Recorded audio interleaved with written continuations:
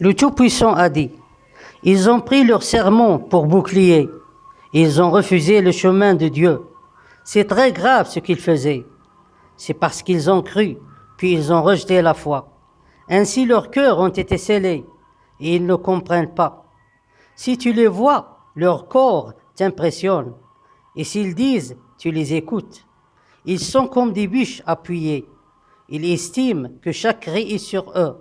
Ce sont l'ennemi. Prends-y garde. Dieu les combatte. »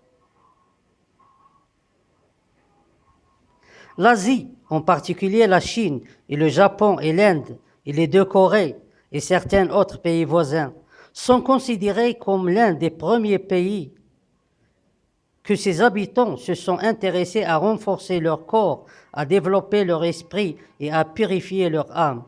Ainsi, ils ont gagné une grande résistance qui leur a aidé à entrer dans le monde spirituel. Ils ont de nombreux livres qui traitent ce domaine. Et beaucoup de gens les ont considérés comme une approche pour essayer d'atteindre ce qu'ils ont atteint. Comme ils ont de nombreuses méthodes et écoles spécialisées dans ce domaine.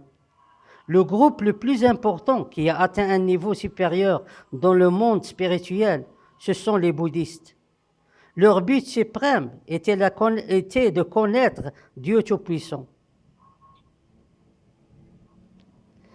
Mais quand une personne atteint un rang plus élevé dans le monde spirituel, puis elle revient pour nier la vérité des messagers de Dieu Tout-Puissant et leurs livres, alors en réalité, elle n'a pas raté le chemin de Dieu, mais elle veut remplacer intentionnellement la foi par la non-croyance, ce qui signifie que les bouddhistes ont la certitude que les honorables messagers de Dieu ont raison, mais ils nient cela à cause de leur arrogance et de leur obéissance à leurs dirigeants. Il n'y a pas de punition pour la Chine, une punition qui semble comme un phénomène naturel. Mais il y a un combat déclaré par Dieu Tout-Puissant contre elle et contre tous les pays voisins, tels que le Japon et l'Inde et les deux Corées et autres. Un combat à cause des bouddhistes et leurs dirigeants qui se moquent des gens en leur faisant croire que ce sont des bons.